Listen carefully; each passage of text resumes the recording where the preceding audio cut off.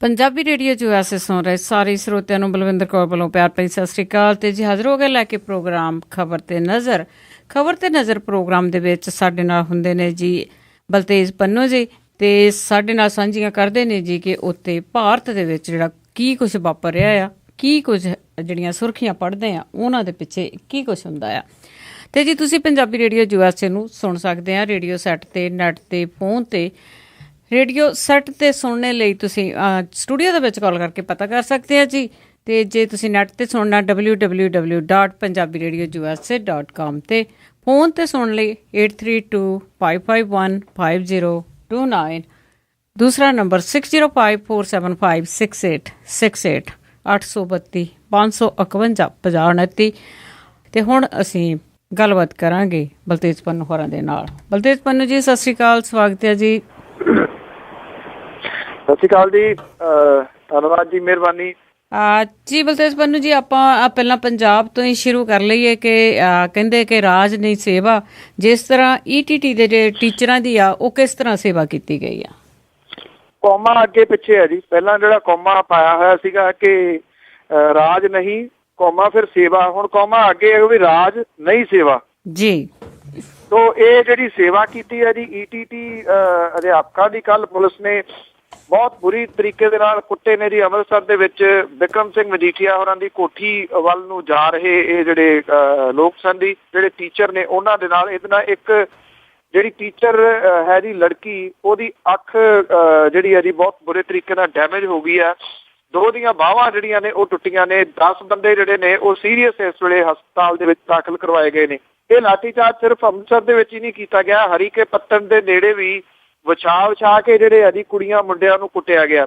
ਕੁੜੀਆਂ ਜਿਹੜੀਆਂ ਨੇ ਜੀ ਉਹਨਾਂ ਨੂੰ ਜਿਹੜੇ ਮੇਲ ਪੁਲਿਸ ਆਫੀਸਰ ਨੇ ਉਹਨਾਂ ਨੇ ਡਾਂਗਾ ਦੇ ਨਾਲ ਜਿਹੜਾ ਜੀ ਉਹ ਕੁੱਟਿਆ। ਸਾਰੀ ਜਿਹੜੀ ਸ਼ਰਮ ਹਿਆ ਹੈ ਨਾ ਜੀ ਉਹ ਲਾ ਕੇ ਰੱਖ ਦਿੱਤੀ ਹੈ ਜੀ ਕਿਤੇ ਜਿਹੜੀ ਸਰਕਾਰ ਹੈ ਉਹਨੇ, ਔਰ ਪੰਜਾਬ ਪੁਲਿਸ ਨੇ ਖਾਸ ਤੌਰ ਦੇ ਉੱਤੇ ਬੇਮੁਹਾਰੀ ਜਿਹੜੀ ਹੈ ਜੀ ਉਹ ਪੰਜਾਬ ਪੁਲਿਸ ਹੋਈ ਪਈ ਹੈ। ਉਹਨੂੰ ਜਿਹੜੇ ਪੰਥਕ ਮੋਰਚਾ ਲਾ ਰਹੇ ਸਨ ਕੁਛ ਦਿਨ ਪਹਿਲਾਂ, ਉਹ ਹੁਣ ਜਿਸ ਤਰੀਕੇ ਨਾਲ ਪੱਗਾਂ ਲਾ ਰਹੇ ਨੇ ਉਹ ਤੁਸੀਂ ਦੇਖ ਹੀ ਲਈਆਂ ਹੋਣੀਆਂ ਜੀ ਕਿ ਕਿਵੇਂ ਪੱਗਾਂ ਜਿਹੜੀਆਂ ਨੇ ਉਹ ਲਾਈਆਂ ਗਈਆਂ ਨੇ ਇਹਨਾਂ ਨੌਜਵਾਨਾਂ ਦੀਆਂ। ਜੀ ਬਿਲਕੁਲ, ਪਰ ਇਹਨਾਂ ਨੂੰ ਆਰਡਰ ਕੌਣ ਦਿੰਦਾ? ਇਹ ਪੰਜਾਬ ਗੌਰਮੈਂਟ ਦਿੰਦੀ ਹੈ ਕਿ ਜੇ ਕੋਈ ਵੀ ਗੱਲ ਕਰਦਾ ਆ ਤੇ ਉਹਨਾਂ ਨੂੰ ਇਸ ਤਰ੍ਹਾਂ ਸੇਵਾ ਕੀਤੀ ਜਾਵੇ?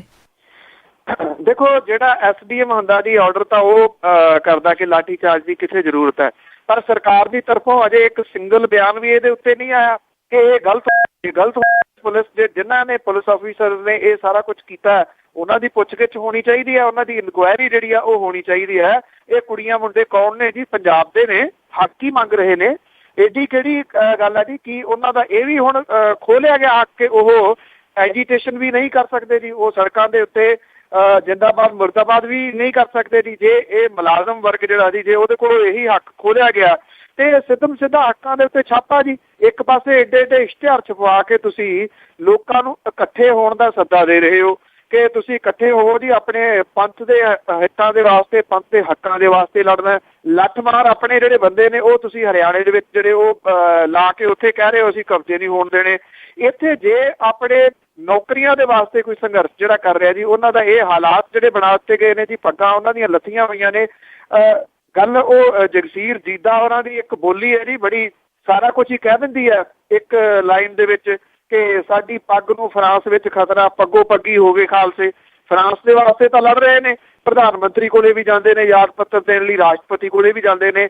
ਜਿਹੜੀਆਂ ਪੱਗਾਂ ਕੱਲ ਲਾਈਆਂ ਗਈਆਂ ਨੇ ਮੁੰਡਿਆਂ ਦੀਆਂ, ਉਹਨਾਂ ਦਾ ਜਵਾਬ ਦੇ ਕੌਣ ਹੈ ਜੀ? ਕੀ ਫਰਾਂਸ ਦੀ ਸਰਕਾਰ ਹੁਣ ਸਾਡੇ ਕੋਲੇ ਆ ਕੇ ਪੁੱਛੂਗੀ ਜੀ ਪੰਜਾਬ ਦੀ ਸਰਕਾਰ ਤੋਂ ਕਿ ਇਹ ਪੱਗਾਂ ਤੁਸੀਂ ਕਿਉਂ ਲਾ ਰਹੇ ਹੋ? ਇੱਥੇ ਤਾਂ ਤੁਸੀਂ ਸਾਨੂੰ ਜਿਹੜਾ ਲੈਟਰ ਭੇਜ ਰਹੇ ਹੋ ਜੀ। ਜੀ ਬਿਲਕੁਲ।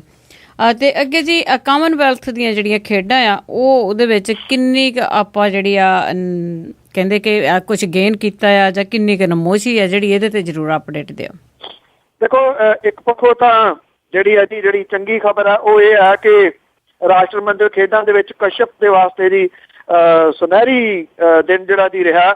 ਭਾਰਤ ਦੇ ਪਰੂਪਲੀ ਕਸ਼ਪ ਨੇ ਜਿਹੜਾ ਇੱਕ ਸ਼ਾਨਦਾਰ ਪ੍ਰਦਰਸ਼ਨ ਕਰਦੇ ਆ ਰਾਸ਼ਟਰਮੰਡਲ ਖੇਡਾਂ ਦੇ ਆਖਰੀ ਦਿਨ ਐਤਵਾਰ ਨੂੰ ਜੀ ਬੈਡਮਿੰਟਨ ਪੁਰਸ਼ ਸਿੰਗਲ ਦੇ ਫਾਈਨਲ ਦੇ ਵਿੱਚ ਸਿੰਗਾਪੁਰ ਦੇ ਡੈਰੇਕ ਵੋਂਗ ਨੂੰ ਹਰਾਇਆ ਔਰ ਸੋਨੇ ਦਾ ਤਗਮਾ ਜਿਹੜਾ ਜੀ ਉਹ ਜਿੱਤਿਆ।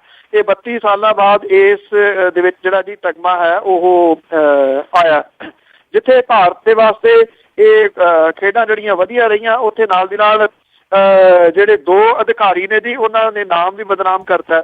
ਇੱਕ ਤਾਂ ਇੰਡੀਅਨ ਓਲੰਪਿਕ ਐਸੋਸੀਏਸ਼ਨ ਦਾ ਸਕੱਤਰ ਜਨਰਲ ਰਾਜੀਵ ਮਹਿਤਾ ਤੇ ਕੁਸ਼ਤੀ ਰੈਫਰੀ ਵਰਿੰਦਰ ਮਲਿਕ ਨੂੰ ਵੱਖ-ਵੱਖ ਦੋਸ਼ਾਂ ਦੇ ਤਹਿਤ ਸਕਾਟਲੈਂਡ ਦੀ ਪੁਲਿਸ ਨੇ ਗ੍ਰਿਫਤਾਰ ਕੀਤਾ ਜੀ।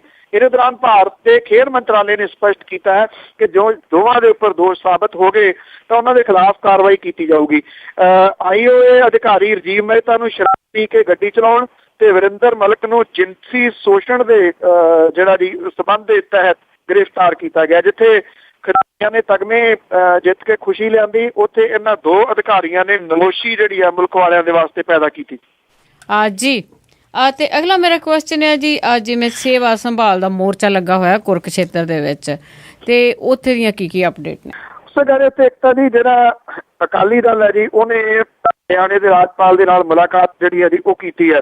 ਕੱਲ ਜਿਹੜਾ ਟਕਰਾਓ ਆ ਉਹ ਹੁੰਦਾ ਬਚਿਆ। ਹਰਿਆਣੇ ਦੇ ਵਿੱਚ ਨਵੀਂ ਬਣੀ ਜਿਹੜੀ ਕਮੇਟੀ ਹੈ ਜੀ ਗੁਰਦੁਆਰਾ ਪ੍ਰਬੰਧਕ ਕਮੇਟੀ, ਉਹ ਝੀਂਡਾ ਸਾਹਿਬ ਦੀ ਅਗਵਾਈ ਦੇ ਵਿੱਚ ਇਹਨਾਂ ਸਾਰਿਆਂ ਨੇ ਜਿਹੜਾ ਜੀ ਗੁਰਦੁਆਰੇ ਦੇ ਰੋਸ ਪ੍ਰਦਰਸ਼ਨ ਕੀਤਾ। ਪੁਲਿਸ ਨੇ ਕਈ ਵਾਰੀ ਮੀਟਿੰਗ ਜਿਹੜੀ ਹੈ ਜੀ ਕਰਾਉਣ ਦੀ ਕੋਸ਼ਿਸ਼ ਕੀਤੀ, ਪਰ ਕਿਸੇ ਗੱਲ ਤੜ ਪੱਤਣ ਜਿਹੜੀ ਆ ਉਹ ਲੱਗੀ ਨਹੀਂ ਹੈ। ਦੂਜੇ ਪਾਸੇ ਸ਼੍ਰੋਮਣੀ ਗੁਰਦੁਆਰਾ ਪ੍ਰਬੰਧਕ ਕਮੇਟੀ ਕਹਿੰਦੀ ਹੈ ਕਿ ਮਿਲ ਬੈਠ ਕੇ ਗੱਲ ਜਿਹੜੀ ਆ ਉਹ ਕਰਨੀ ਚਾਹੀਦੀ ਹੈ। ਉਹਨੇ ਇਹ ਗੱਲ ਕਹੀ ਹੈ। ਇਹ ਵੀ ਕਿਹਾ ਜਾ ਰਿਹਾ ਕਿ ਅੱਜ ਚੰਡੀਗੜ੍ਹ ਦੇ ਵਿੱਚ ਇਹ ਗੱਲਬਾਤ ਜਿਹੜੀ ਆ ਉਹ ਹੋ ਸਕਦੀ ਹੈ। ਗੱਲਬਾਤ ਕੀ ਹੋਊਗੀ ਹੁਣ ਇਹ ਤਾਂ ਹੋ ਨਹੀਂ ਨਾ ਸਕਦਾ ਕਿ ਜੇ ਸ਼੍ਰੋਮਣੀ ਗੁਰਦੁਆਰਾ ਪ੍ਰਬੰਧਕ ਕਮੇਟੀ ਵਾਲੇ ਕਹਿਣ ਕਿ ਚਲੋ ਠੀਕ ਹੈ ਗੁਰਦੁਆਰਿਆਂ ਦਾ ਪ੍ਰਬੰਧ ਤੁਸੀਂ ਕਰ ਲਓ, ਗੋਲਕਾਂ ਦਾ ਪ੍ਰਬੰਧ ਅਸੀਂ ਕਰ ਲੈਂਦੇ ਹਾਂ, ਏਦਾਂ ਤਾਂ ਹੋਣਾ ਨਹੀਂ। ਗੱਲਬਾਤ ਕਾਹਦੇ ਵਾਸਤੇ ਹੋਊਗੀ? ਦੂਜਾ ਜਿਹੜਾ ਮਸਲਾ ਵੱਡਾ ਖੜਾ ਹੋਣਾ, ਸ਼੍ਰੋਮਣੀ ਗੁਰਦੁਆਰਾ ਪ੍ਰਬੰਧਕ ਕਮੇਟੀ ਇਸ ਗੱਲ ਤੋਂ ਭੱਜੂਗੀ। ਉਹ ਇਹ ਕਹੂਗੀ ਇਹ ਤਾਂ ਪੰਥ ਚੋਂ ਛੇਕੇ ਹੋਏ ਨੇ, ਇਸ ਕਰਕੇ ਅਸੀਂ ਇਹਨਾਂ ਦੇ ਨਾਲ ਗੱਲਬਾਤ ਜਿਹੜੀ ਹੈ ਉਹ ਕਰਨੀ ਨਹੀਂ ਹੈ।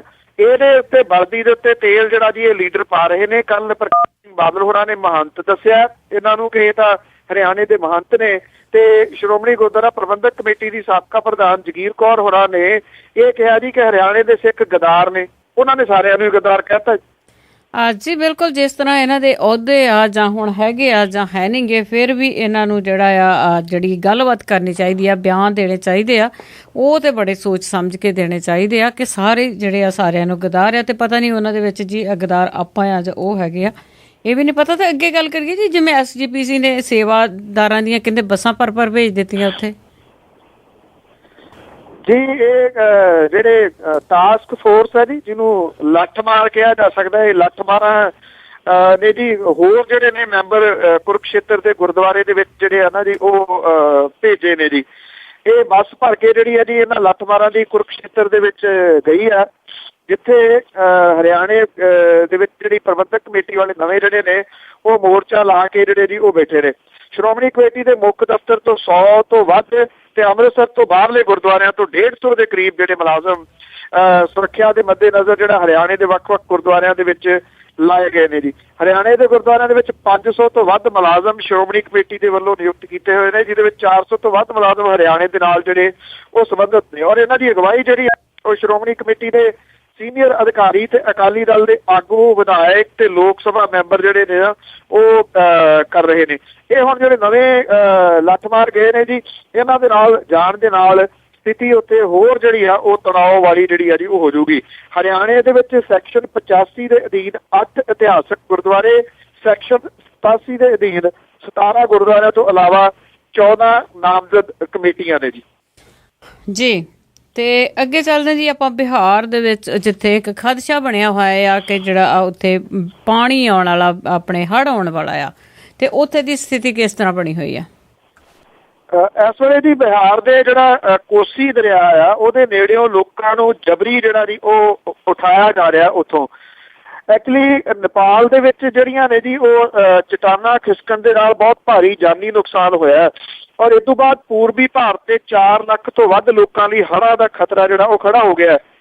ਇਹ ਪਤਾ ਲੱਗਾ ਜੀ ਕਿ ਲੋਕਾਂ ਨੂੰ ਇਸ ਖੇਤਰ ਦੇ ਵਿੱਚੋਂ ਹਟਾਇਆ ਜਾ ਰਿਹਾ। ਭਾਰੀ ਮੀਂਹ ਜਿਹੜਾ ਪੈਣ ਪਿੱਛੋਂ ਜਿਹੜੀ ਧਰਤੀ ਆ ਉਹ ਖਿਸਕੀ ਆ, ਔਰ ਵੱਡੀ ਗਿਣਤੀ ਦੇ ਵਿੱਚ ਲੋਕ ਜਿਹੜੇ ਨੇ ਉਹ ਨੇਪਾਲ ਦੇ ਵਿੱਚ ਲਾਪਤਾ ਹੋ ਗਏ ਨੇ।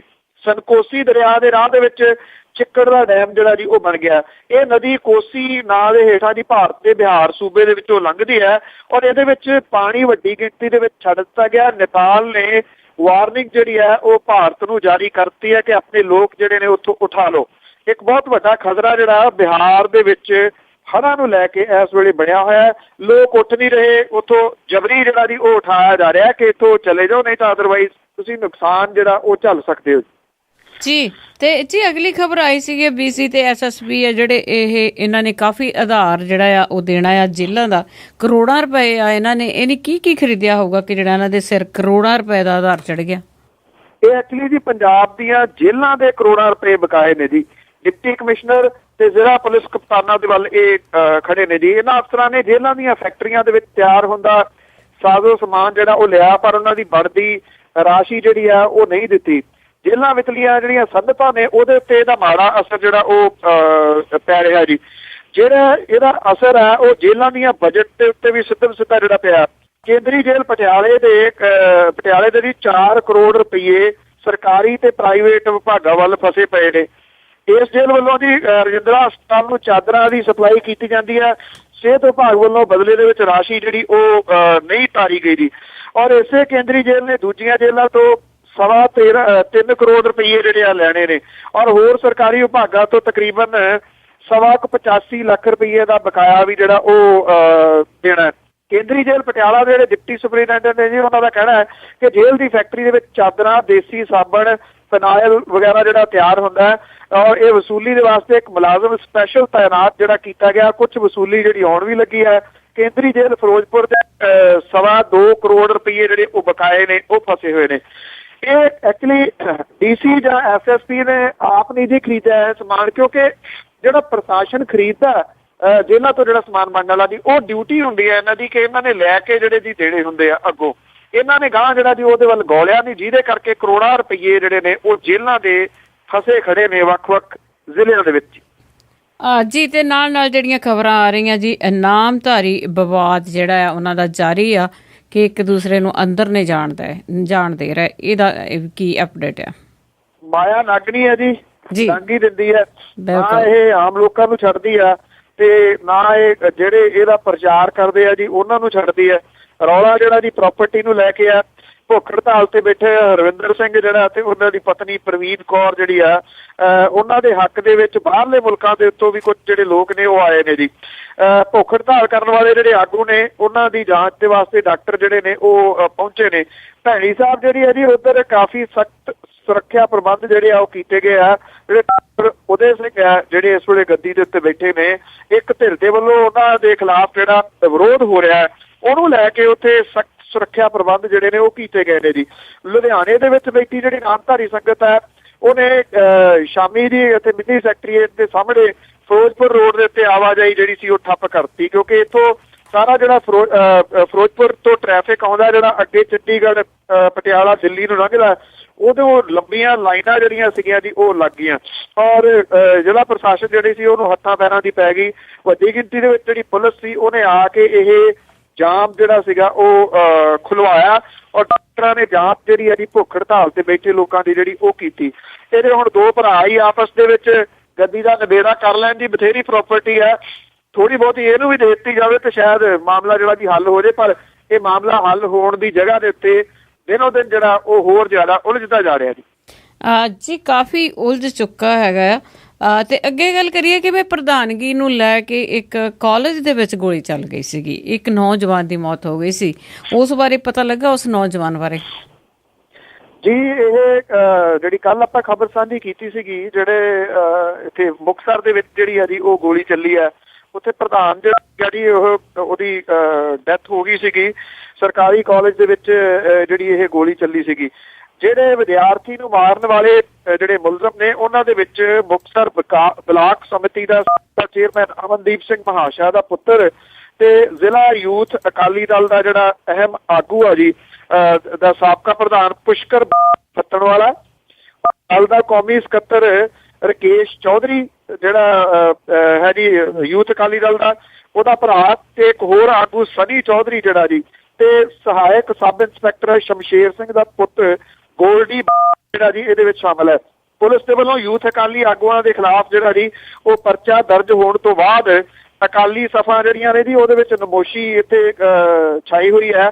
ਪਰ ਇੱਥੇ ਤਾਂ ਇਹ ਹੋ ਗਿਆ ਨਾ ਜੀ ਹੁਣ ਕਿ ਤੁਸੀਂ ਜਿਹੜਾ ਮਰਜ਼ੀ ਝਗੜਾ ਲੈ ਲਓ, ਉਹਦੇ ਵਿੱਚ ਯੂਥ ਅਕਾਲੀ ਦਲ ਤਾਂ ਆ ਹੀ ਜਾਂਦਾ। ਲੋਕਾਂ ਨੂੰ ਹੈਰਾਨੀ ਕਈ ਵਾਰੀ ਇਸ ਗੱਲ ਦੀ ਹੋ ਜਾਂਦੀ ਹੈ ਜੇ ਕਿਸੇ ਜਗ੍ਹਾ ਤੇ ਨਾ ਆਵੇ ਕਿ ਇਸ ਲੜਾਈ ਦੇ ਵਿੱਚ ਸ਼ਾਮਲ ਹੀ ਹੈ ਨਹੀਂ।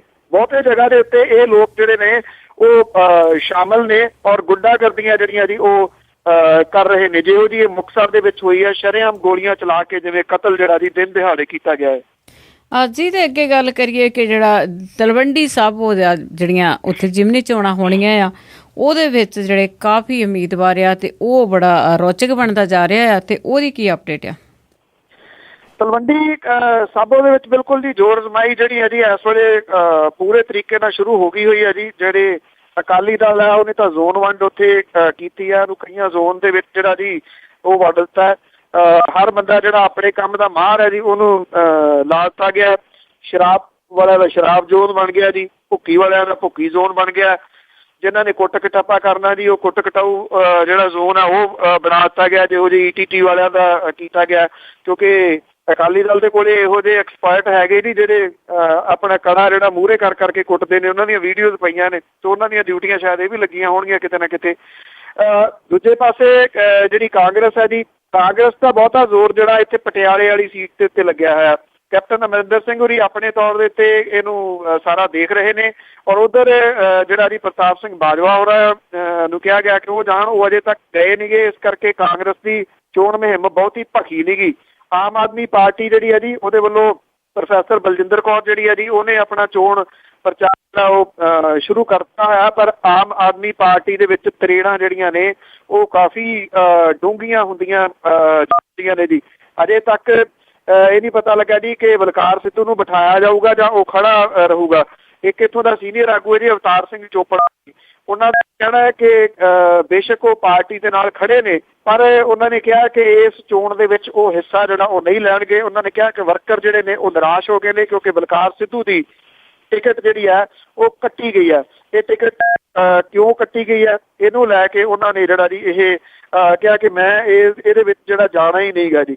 ਔਰ ਇੱਕ ਇੱਥੇ ਜਿਹੜੇ ਹੋਰ ਵਿਅਕਤੀ ਖੜੇ ਨੇ ਜਿਹੜੇ ਸ਼੍ਰੋਮਣੀ ਗੁਰਦੁਆਰਾ ਪ੍ਰਬੰਧਕ ਕਮੇਟੀ ਦੇ ਵਿੱਚੋਂ ਰਿਟਾਇਰ ਹੋਏ ਨੇ ਜੀ, ਉਹਨਾਂ ਦੇ ਵੱਲੋਂ ਉਹ ਇੰਡੀਪੈਂਡੈਂਟ ਖਲੋਤੇ ਨੇ। ਇਸ ਕਰਕੇ ਉਹਨਾਂ ਨੇ ਵੀ ਆਪਣੀ ਜਿਹੜੀ ਚੋਣ ਮੁਹਿੰਮ ਹੈ ਇਸ ਵੇਲੇ ਪਠਾਈ ਹੋਈ ਆ ਔਰ ਕਾਫੀ, ਕਿਉਂਕਿ ਉਹਨਾਂ ਦੀ ਜਾਣ ਪਛਾਣ ਹੈ ਇਸ ਏਰੀਏ ਦੇ ਵਿੱਚ। ਤਾਂ ਉਹ ਵੀ ਜਿਹੜਾ ਜੀ ਅਣਗੌਲੇ ਨਹੀਂ ਰਹਿਣਗੇ ਉਮੀਦਵਾਰ ਜਿਹੜੇ ਨੇ। ਤਾਂ ਤਕਰੀਬਨ 3 ਧਿਰੀ ਟੱਕਰ ਤਾਂ ਬਣੀ ਹੋਈ ਆ, 4 ਧਿਰੀ ਵੀ ਜਿਹੜੀ ਆ ਜੀ ਉਹ ਬਣ ਸਕਦੀ ਹੈ। ਫਿਰ ਇਹਦੇ ਵਿੱਚੋਂ ਕੱਢ ਕੇ ਕੌਣ ਲਿਜਾਊਗਾ ਸੀਟ, ਇਹਦੇ ਲਈ ਥੋੜਾ ਇੰਤਜ਼ਾਰ ਕਰਨਾ ਪਊਗਾ ਜੀ। ਅਜੀਤ, ਜਿਸ ਤਰ੍ਹਾਂ ਤੁਸੀਂ ਦੱਸਿਆ ਹੈ ਕਿ ਪ੍ਰਤਾਪ ਸਿੰਘ ਬਾਜਵਾ ਉੱਥੇ ਨਹੀਂ ਪਹੁੰਚੇ, ਪਰ ਇਹ ਹਵਾਵਾਂ ਇਹ ਵੀ ਆ ਕਿ ਅਕਾਲੀਆਂ ਨੇ ਤੇ ਕਾਂਗਰਸੀਆਂ ਨੇ ਇੱਕ ਸੀਟ ਆ ਜਿਹੜੀ ਉਹ ਮੰਨ ਲਈ ਆ ਕਿ ਤੁਸੀਂ ਇੱਧਰ ਨਹੀਂ ਦਖਲ ਦੇਣਾ, ਅਸੀਂ ਤੁਹਾਡੇ ਵੱਲ ਨਹੀਂ ਦਖਲ ਦੇਵਾਂਗੇ। ਕਾਂਗਰਸ ਦਾ ਨਾਮ ਵੀ ਹੋਵੇ ਤੇ ਕੈਪਟਨ ਅਮਰਿੰਦਰ ਸਿੰਘ ਹੋਰਾਂ ਦਾ ਤਾਂ ਸਮਝੌਤਾ ਲੱਗਦਾ ਜੀ ਕਿ ਇਹੋ ਜਿਹਾ ਕੁਝ ਹੋਇਆ, ਕਿਉਂਕਿ ਕੈਪਟਨ ਅਮਰਿੰਦਰ ਸਿੰਘ ਹੋਰਾਂ ਨੇ ਕਿਹਾ ਕਿ ਮੈਂ ਤਲਵੰਡੀ ਸਾਬੋ ਨਹੀਂ ਜਾਣਾ, ਮੈਂ ਤਾਂ ਪਟਿਆਲੇ ਵਾਲੀ ਜਿਹੜੀ ਸੀਟ ਆ ਉਹੀ ਦੇਖਣੀ ਆ। ਸ਼ਾਇਦ ਇੱਥੇ ਜਿਹੜਾ ਮਾੜਾ ਕੈਂਡੀਡੇਟ ਇਸੇ ਕਰਕੇ ਖੜਾ ਕੀਤਾ ਗਿਆ ਜੀ, ਹਲਕਾ ਕੈਂਡੀਡੇਟ ਭਾਵ ਕੇ ਭਗਵਾਨ ਦਾਸ ਜਨੇਜਾ ਹੋਰੀ ਟੱਕਰ ਦੇ ਸਕਣਗੇ ਪਰਨੀਤ ਕੌਰ ਨੂੰ, ਨਹੀਂ ਲੱਗਦਾ ਨੀਗਾ ਜੀ ਕਿਤੇ। ਇਸ ਕਰਕੇ ਉਹ ਇਸੇ ਸੀਟ ਦੇ ਉੱਤੇ ਜ਼ਿਆਦਾ ਜਿਹੜਾ ਜ਼ੋਰ ਆ ਲਾਉਣਗੇ। ਕਿਤੇ ਨਾ ਕਿਤੇ ਕੁਛ ਨਾ ਕੁਛ ਲੱਗਦਾ ਹੈ ਜੀ ਕਿ ਅੰਦਰ ਸਮਝੌਤਾ ਹੋਇਆ ਕਿ ਇੱਕ ਤੁਸੀਂ ਰੱਖ ਲਓ ਇੱਕ ਅਸੀਂ। ਹੁਣ ਤਲਵੰਡੀ ਸਾਬੋ ਵਾਲੀ ਅਕਾਲੀ ਜਿਹੜੇ ਆ ਉਹ ਸੀਟ ਜਿੱਤ ਜਾਣਗੇ ਸੌਖਿਆਂ, ਅਜੇ ਨਹੀਂ ਕੁਛ ਵੀ ਕਿਹਾ ਜਾ ਸਕਦਾ ਜੀ। ਟੱਕਰ ਬੜੀ ਤਕੜੀ ਹੋਊਗੀ ਉੱਥੇ। ਜੀ ਬਿਲਕੁਲ, ਆਉਣ ਵਾਲੇ ਦਿਨਾਂ 'ਚ ਟੱਕਰ ਆ ਜਿਹੜੀ ਵਾਕਿਆ ਹੀ ਬਹੁਤ ਤਕੜੀ ਹੋਊਗੀ। ਤੇ ਅੱਗੇ ਗੱਲ ਕਰਦੇ ਜੀ, ਜਿਵੇਂ ਕੇਜਰੀਵਾਲ ਹੋਣਾ ਦੇ ਦਿੱਲੀ ਦੇ ਵਿੱਚ ਰੈਲੀ ਕਰਕੇ ਉਹਨਾਂ ਨੂੰ ਵਿਧਾਨ ਸਭਾ ਭੰਗ ਕਰਨ ਨੂੰ ਕਿਹਾ ਆ, ਤੇ ਕੀ ਤੁਹਾਨੂੰ ਲੱਗਦਾ ਆ ਕਿ ਜਿਹੜੀ ਇਹ ਗੌਰਮੈਂਟ ਆਪਣੇ BJP ਦੀ ਆ ਕੋਈ ਗੌਰ ਕਰੂਗੀ ਇਸ ਤੇ? ਜਿੰਨੇ ਲੋਕ ਇਹਦੇ ਵਿੱਚ ਗਏ ਨੇ ਰੈਲੀ ਦੇ ਵਿੱਚ, ਸ਼ਾਇਦ ਉਹਨੇ ਇੱਕ ਵਾਰੀ ਫੇਰ ਜਿਹੜਾ ਜੀ ਫਿਕਰ ਦੇ ਵਿੱਚ ਪਾਤਾ ਹੋਣਾ ਭਾਰਤੀ ਜਨਤਾ ਪਾਰਟੀ ਨੂੰ। ਕਾਂਗਰਸ ਦਾ ਕਿਤੇ ਪਾਣੀ ਹਾਰ ਹੈ ਨਹੀਂ ਦਿੱਲੀ ਦੇ ਵਿੱਚ। ਬਹੁਤ ਵੱਡੀ ਗਿਣਤੀ ਦੇ ਵਿੱਚ ਲੋਕ ਜਿਹੜੇ ਜੀ ਇਸ ਰੈਲੀ ਦੇ ਵਿੱਚ ਪਹੁੰਚੇ ਔਰ ਬੜੀ ਲੰਮੀ ਚੌੜੀ ਜਿਹੜੀ ਤਕਰੀਰ ਹੈ ਉਹ ਅਰਵਿੰਦ ਕੇਜਰੀਵਾਲ ਹੋਰਾਂ ਨੇ ਕੀਤੀ। ਜਿਵੇਂ ਹਰ ਲਫ਼ਜ਼ ਦੇ ਉੱਤੇ ਉਹਨਾਂ ਦੇ ਤਾੜੀਆਂ ਪਈਆਂ। ਤੋ ਇਹਦੇ ਤੋਂ BJP ਡਰੂਗੀ ਜ਼ਰੂਰ। BJP ਜਿਹੜੀ ਲੈਫਟੀਨੈਂਟ ਗਵਰਨਰ ਨੇ ਜੀ ਉੱਥੋਂ ਦੇ, ਉਹ ਕਹਿੰਦੇ ਨੇ ਕਿ BJP ਤੇ ਕਾਂਗਰਸ ਜਿਹੜੀ ਉਹ ਚੋਣਾਂ ਨਹੀਂ ਚਾਹੁੰਦੀ। ਆਮ ਆਦਮੀ ਪਾਰਟੀ ਨੇ ਪ੍ਰੈਸ਼ਰ ਜਿਹੜਾ ਉਹ ਪਾਉਣ ਦੇ ਵਾਸਤੇ ਇਹ ਰੈਲੀ ਜਿਹੜੀ ਹੈ ਜੀ ਉਹ ਕੀਤੀ ਆ ਕਿ ਉੱਥੇ ਚੋਣਾਂ ਜਿਹੜੀਆਂ ਨੇ ਤੁਰੰਤ ਕਰਾਈਆਂ ਜਾਣ। ਉਹਨਾਂ ਨੇ ਤਾਂ ਇਹ ਵੀ ਇੱਥੋਂ ਤੱਕ ਵੀ ਕਿਹਾ ਕਿ ਜੇ ਅੱਜ ਚੋਣਾਂ ਹੁੰਦੀਆਂ ਨੇ ਤੇ 40 ਸੀਟਾਂ ਜਿਹੜੀਆਂ ਨੇ ਉਹ ਆਮ ਆਦਮੀ ਪਾਰਟੀ ਨੂੰ ਆਉਂਦੀਆਂ ਨੇ।